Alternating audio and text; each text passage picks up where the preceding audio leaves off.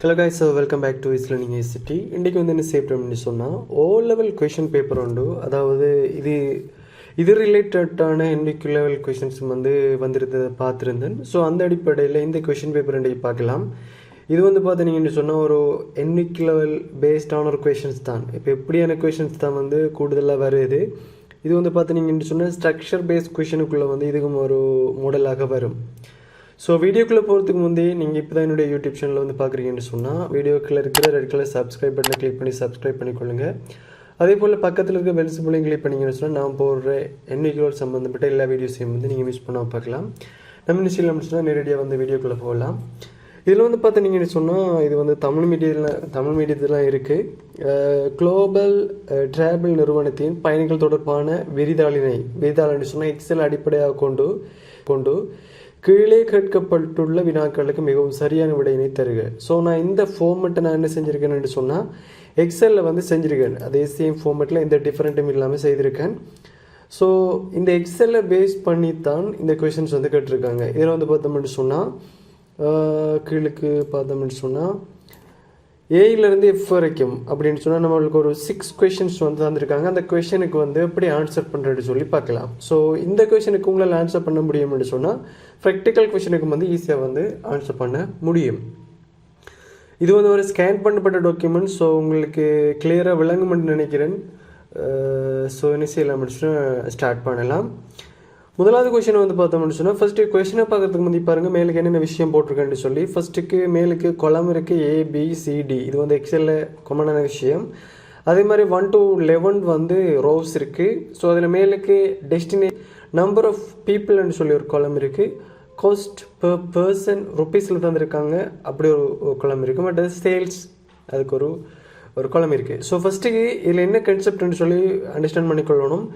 Destination என்னென்னு சொல்லி என்னென்ன கண்ட்ரி என்று போட்டிருக்காங்க. அதே மாதிரி நம்பர் ஆஃப் பீப்புள் என்று சொல்லி போட்டிருக்காங்க, ஒர்க் பண்ணுற பீப்புள்.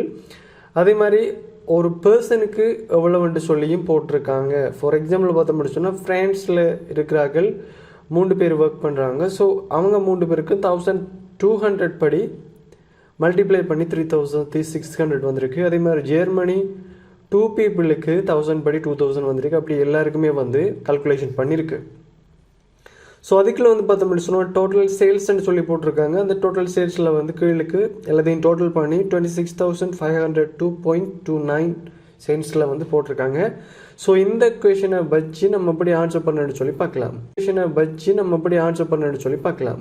இப்போ கொஷின் நம்பர் A, இதில் வந்து பார்த்தோம்னு சொன்னால் இவ்விரிதாள் செயற்பாட்டின் போது செயற்பாட்டுக்களம், அதாவது பிராக்கெட்டுக்குள்ளே போட்டுருக்காங்க ஆக்டிவ் செல்லுன்னு சொல்லி. ஆக்டிவ் செல் நிலையில் இருக்கும் கலமுகவரி எதுன்னு சொல்லிட்டு இருக்காங்க. அதாவது செல் அட்ரஸை கேட்டிருக்காங்க. ஆக்டிவ் செல் அட்ரஸ். ஆக்டிவ் செல்ன்றது என்னென்னு சொன்னால் நம்ம எக்ஸலில் வந்து உதாரணத்துக்கு ஒரு செல்லில் எங்கே கர்சரை கொண்டு போய் கிளிக் பண்ணுறோமோ அது வந்து பார்த்தோம்னு சொன்னால் ஒரு டார்க் கலர் பாக்ஸ் மாதிரி இருக்கும். அந்த செலக்ட் பண்ணப்படுறது தான் வந்து ஆக்டிவ் செல். மற்றது எல்லாமே வந்து செல் அட்ரஸ், ஒவ்வொரு செல் அட்ரஸ். பட் நம்ம கர்சர் எங்கே வச்சு கிளிக் பண்ணி வச்சுருக்கோமோ அதுதான் வந்து ஆக்டிவ் செல். ஸோ கொஷின் படி பார்த்தோம்னு சொன்னால் நமக்கு சிக்கு நேருக்கு 9க்கு நேருக்கு, அதாவது C9ல் தான் வந்து நம்மளுக்கு அந்த ஆக்டிவ் செல் வந்து செலக்ட் பண்ணப்பட்டிருக்கு. ஸோ இங்கே கிளிக் பண்ண பிறகு நம்மளுக்குரிய செல் அட்ரஸ் என்னன்றதுக்கு சொல்லி தான் கேட்டிருக்காங்க. ஸோ நம்மளுக்குரிய ஆக்டிவ் செல் என்னென்னு சொல்லி வந்து பார்த்தோம், C9. ஸோ நம்மளுக்குரிய ஆன்சர் வந்து பார்த்தோம்னு சொன்னால் C9. ஸோ நான் வந்து ஒரு வேர்ட் டாக்குமெண்ட்டில் என்ன செய்கிறேன்னு சொன்னால் அதுக்குரிய ஆன்சரை வந்து டைப் பண்ணிக்கொள்கிறேன். அப்படின்ட்டு சொன்னால் தான் உங்களுக்கு அந்த டிஃபரன்ஸ் வந்து ஈஸியாக விளங்குமென்னு நினைக்கிறேன்.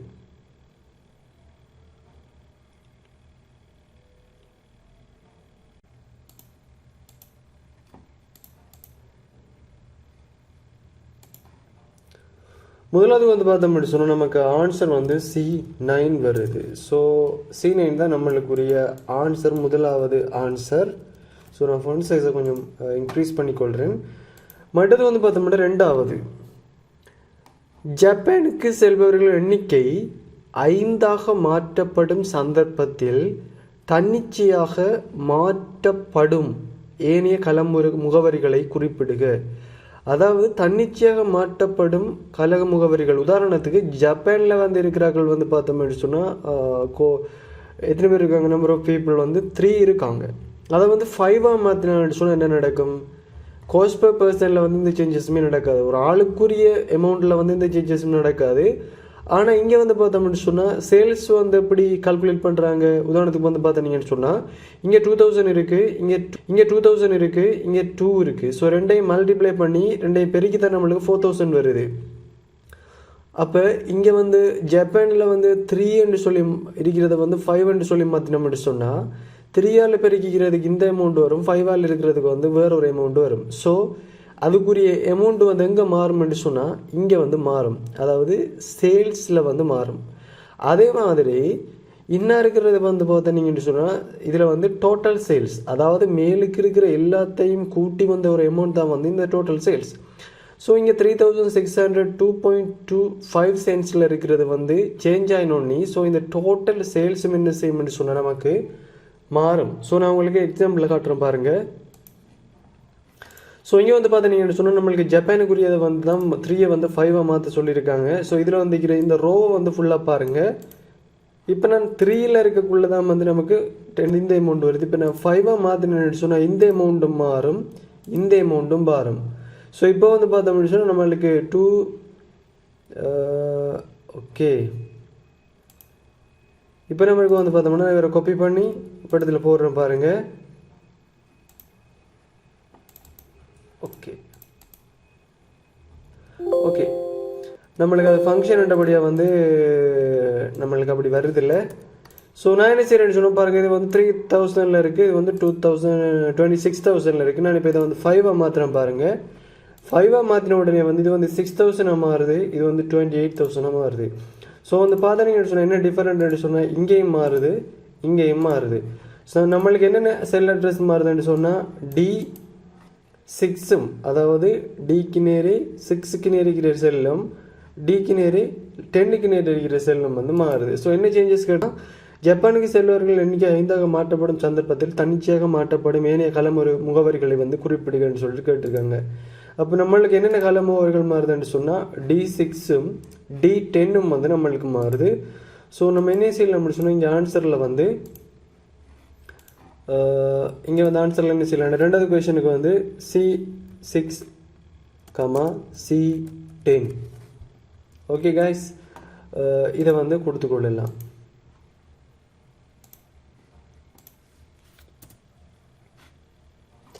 அடுத்த கொஷன் வந்து பார்த்தீங்கன்னு சொன்னால் உங்களுக்கு அடுத்த கொஷன் வந்து மிக குறைவான பெருமானத்தை கொண்ட டெஸ்டினேஷனை காண்பதற்கான சூத்திரத்தை ஃபங்க்ஷன் செல் வடிவில் தருக.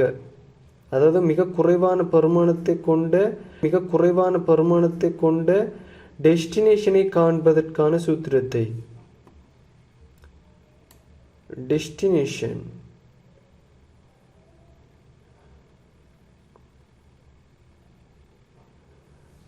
அதாவது பெருமானத்துக்கு மிக குறைவான பெருமானத்தை கொண்ட டெஸ்டினேஷனை வந்து கேட்டிருக்காங்க.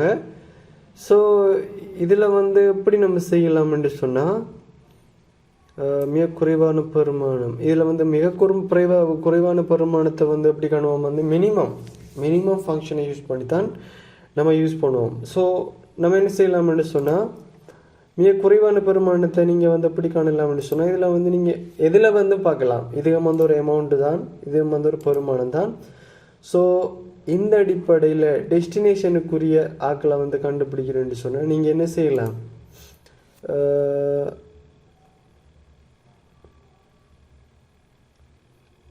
ஈக்குவல் மின் ஃபங்க்ஷனை யூஸ் பண்ணலாம், மினிமம் ஃபங்க்ஷனை யூஸ் பண்ணலாம். ஸோ இதில் வந்து கொடுத்தீங்கன்னு சொன்னால் உங்களுக்கு 1000 வந்து மினிமம் சொல்லி வருது. ஸோ 1000ன்றது வந்து ஜெர்மனிக்குரியது. ஸோ இப்படி வந்து நீங்கள் காணலாம், இல்லாட்டி இதை வச்சும் காணலாம். ஸோ எல்லாமே வந்து ஈக்குவலாக தான் வரும். இதை வந்து பார்க்க போனீங்கன்னு சொன்னால் டிஃப்ரெண்ட்டாக வரும். என்ன அமௌண்ட்டுன்னு சொல்லி அவங்க சொல்லலை, மிக குறைவான பெருமானத்தை கொண்ட. ஸோ கைஸ் இதில் வந்து கோஸ்ட் பெர் பர்சன்ன்றதை விட வந்து பெருமானவனுக்குள்ளே வந்து மொத்த பெருமானத்தை தான் நம்ம கண்டுபிடிக்கணும். ஸோ நம்ம என்ன செய்யலாம்னு சொன்னால் இதில் வந்து மின் ஃபங்க்ஷன், மின்ன்றது வந்து மினிமம்ன்றதை வந்து சொல்லும். ஸோ நீங்கள் மின் ஃபங்க்ஷனை கிளிக் பண்ணி உங்களுக்குரிய அமௌண்ட்டை வந்து செலக்ட் பண்ணிங்கன்னு சொன்னால், அந்த ரேஞ்சை வந்து செலக்ட் பண்ணிங்கன்னு சொன்னால் உங்களுக்குரிய யார் குறைவானாக்கள்னு சொல்லி காட்டும். ஸோ இதில் வந்து 1300 வந்து காட்டுறாரு. கனடா தான் வந்து குறைவான பெருமானத்தை வந்து கொண்டிருக்கு. ஸோ இவங்களுக்கு எவ்வளோதான் பெருமானம் கோஸ்ட் பெர் பர்சன் போட்டாலும் பட் நம்பர் ஆஃப் பீப்புள் வந்து ஒரு ஆள் தான் இருக்குது. ஸோ இந்த அடிப்படையில் வந்து 1300 வருது. ஒருவேளை கோஸ்ட் பெர் பர்சனுக்கு பார்க்க போனோம்னு சொன்னால் வந்து 1000 வரும், ஜெர்மனியில் வரும். ஸோ இப்படி வந்து நீங்கள் வந்து மினிமம் வந்து கண்டுபிடிக்கலாம். அடுத்த கொஸ்டினை வந்து பார்த்தோம்னு சொன்னால், D10 என்னும் களத்தில் சூத்திரத்தை பயன்படுத்தாமல் கள முகவரிகளை மாத்திரம் பயன்படுத்தி மொத்த விற்பனையை காண்பதற்கான சார்பை எழுதுக. அதாவது D10 என்னும் களத்தில் சூத்திரத்தை பயன்படுத்தாமல், சூத்திரம் என்பது என்னன்னு சொல்லி பார்த்தோம்னா எக்ஸல் பயன்படுத்துகிற ஃபங்க்ஷனை தான் வந்து சூத்திரம்னு சொல்கிறாங்க, ஃபார்முலாஸ். ஸோ இங்கே D10ல் வந்து என்னதை செலக்ட் பண்ணியிருக்கோம்னு சொன்னால் இந்த டோட்டல் சேல்ஸ். இப்போ டபுள் கிளிக் பண்ணி பார்த்தா நீங்கள் சொன்னால் சம். இப்போ உங்களுக்கு தெரியும் வந்து எக்ஸலில் வந்து டோட்டலாக வந்து கண்டுபிடிக்கிறது பயன்படுத்துகிற ஃபங்க்ஷன் வந்து சம். ஸோ இந்த சம்ன்ற ஃபங்க்ஷனை யூஸ் பண்ணாமல் செல் அட்ரஸை பயன்படுத்தி, செல் அட்ரஸ்ன்றது வந்து நான் D2 D3 இவ்வாறான செல் அட்ரஸுகளை பயன்படுத்தி எவ்வாறு இந்த மொத்த விற்பனையை கண்டுபிடிப்பீங்க எடுக்கிறாங்க. ஸோ அப்படி கண்டுபிடிக்கலாம் அப்படின்னு சொன்னால் வெரி சிம்பிள். என்ன செய்யலாம், ஈக்குவல் போட்டுட்டு நீங்கள் அந்தந்த செல்லை கிளிக் பண்ணி ப்ளஸ்ஸை போட்டிங்கன்னா சரி. நம்ம நார்மலாக வந்து மேத்தமெட்டிக்கில் செய்கிற கால்குலேஷன் தான். ஆனால் இங்கே வந்து செல் முகவரியை வந்து நீங்கள் செலக்ட் பண்ணணும். செலக்ட் பண்ணிவிட்டு நீங்கள் கால்குலேட் பண்ணால் உங்களுக்கு அது ரெண்டும் சேம் ஆன்சரில் வரணும். ஸோ இந்த கான்செப்ட் தான் வந்து கேட்குறாங்க. ஸோ நீங்கள் என்ன இருக்கிற ஆன்சரை வந்து கொடுத்தீங்கன்னு சொன்னால், அதாவது equal D2 plus D3 plus D4 plus D5 plus D6 plus D7 plus D8. So answer வந்து சேம் ஆன்சராக இருக்கணும். 8,903.75 cents. ஸோ கைஸ் இதுதான் வந்து ஆன்சர். ஸோ நம்மளுக்குரிய ஆன்சர் வந்து எப்படி வரும்னு சொன்னால் இவர் தான் ஆன்சர். ஓகே, ஸோ இவரை வந்து காப்பி பண்ணி நான் இங்கே வந்து பேஸ்ட் பண்ணுறேன். ஸோ மூன்றாவது கொஷனுக்கு என்ன ஆன்சர் வரும், நமக்கு சூத்திரம், நம்மளுக்கு மின் ஃபங்க்ஷன் வரும். மின் ஃபங்க்ஷனில் வந்து என்ன வந்தது, அதுக்கு முந்தி இவரை காப்பி பண்ணி இப்படி வரும். ஸோ மூன்றாவது ஆன்சர் வந்து நம்மளுக்கு எப்படி வரும் என்று சொன்னால் மின் ஃபங்க்ஷன். ஓகே, காப்பி பண்ணி பேஸ்ட் பண்ணுறேன். ஸோ இவங்களை வந்து டிலீட் பண்ணி விடுறேன். ஓகே, ஸோ மீன் ஃபங்க்ஷன் போடக்குள்ள கட்டாயம் வந்து இங்கே செல் முகவரி கட்டப்படியே ஈக்குவல் போட தேவையில்லை. பட் ஃபங்க்ஷன் வந்து கேட்கக்குள்ள வந்து கட்டாயம் ஈக்குவல் போடுங்க, இல்லாட்டி பிள்ளை. ஓகே, அடுத்து அஞ்சாவது கொஸ்டின் வந்து பார்க்கலாம். அதாவது மொத்த விற்பனையை காண்பதற்கு சூத்திரத்தை பயன்படுத்தாமல். ஓகே, இந்த கொஸ்டின் வந்து செய்துட்டு இருந்தானே. மொத்த விற்பனையை காண்பதற்கு சூத்திரத்தை பயன்படுத்தாமல் D10 என்னும் களத்தில் எவ்வாறு காட்சிப்படுத்தப்படும். இப்போ நாலாவது கொஸ்டின், D10 என்னும் களத்தில் சூத்திரத்தை பயன்படுத்தவர் களமுவாரிகளை சூத்திரத்தை பயன்படுத்தினார். ஸோ காய்ஸ் கொஸ்டினில் வந்து மொத்த விற்பனையை காண்பதற்கு சூத்திரத்தை பயன்படுத்தினால் D10 என்னும் களத்தில் காட்சிப்படுத்தப்படும் அப்படின்னு சொன்னால் வெரி சிம்பிள். நம்ம நேரத்தோடு செஞ்ச அதே விஷயம்தான். என்ன விஷயம்னு சொல்லி பார்த்தோம்னு சொன்னால் இந்த விஷயம் சூத்திரத்தை பயன்படுத்த மட்டும் சொன்னால் நம்ம இங்கே சூத்திரம் வந்து சம் ஃபங்க்ஷன். ஸோ இந்த சம் ஃபங்க்ஷனை தான் கேட்குறாங்க. இதுதான் ஆன்சர். அதாவது சூத்திரத்தை பயன்படுத்தாமல் கால்குலேட் பண்ண மாட்டோம் எப்படி வரும், சூத்திரத்தை பயன்படுத்தின மாட்டோம் நமக்கு இப்படி வரும்.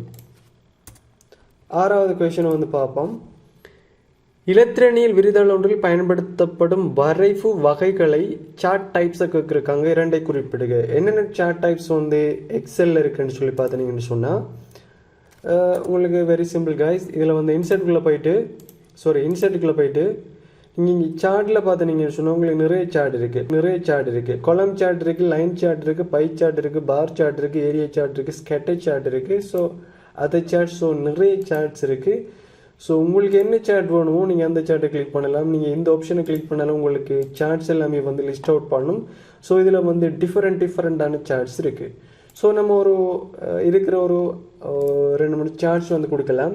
ஒன்று பார் சார்ட் இருக்குது, மற்றது வந்து பை சார்ட் இருக்குது, மற்றது வந்து கொலம் சார்ட் இருக்குது, மற்றது வந்து ஸ்கேட்டர் சார்ட் இருக்குது. ஸோ எக்ஸாம்பிளுக்கு வந்து நான் ஒரு 4 சார்ட்ஸ் வந்து கொடுத்துருக்கேன். வேணும்னு சொன்னால் எனக்கு லைன் சார்ட்டையும் வந்து கொடுத்து விடும். காமனாக வந்து நம்ம யூஸ் பண்ணுற சார்ட்டுகள். ஸோ இப்படி தான் கைஸ் வந்து NVQல 4 எக்ஸாம் மட்டுமில்லை, O level எக்ஸாம் எல்லாமே வந்து ரொம்ப சிம்பிளாக செய்யலாம். ஏன் இந்த கொஷின் பேப்பர் செய்தேன்னு சொன்னால் வந்து நம்மளுக்கு இந்த செல் அதே மாதிரி இந்த செல் சம்மந்தப்பட்ட கல்குலேஷன்கள் இந்த ஃபங்க்ஷன்களையும் வந்து சிம்பிளாக செய்யலாம். அடுத்த வீடியோஸில் வந்து ஒரு எக்ஸஸ் ரிலேட்டடான ஒரு கொஷின் இருக்குது, அந்த வீடியோஸை பார்க்கலாம். இன்னும் ஒரு நல்ல ஒரு வீடியோஸில் சந்திக்கலாம். கட்டாயம் நம்மளோட யூடியூப் சேனலை வந்து சப்ஸ்கிரைப் பண்ண மறந்துடாதீங்க ஃப்ரெண்ட்ஸ்.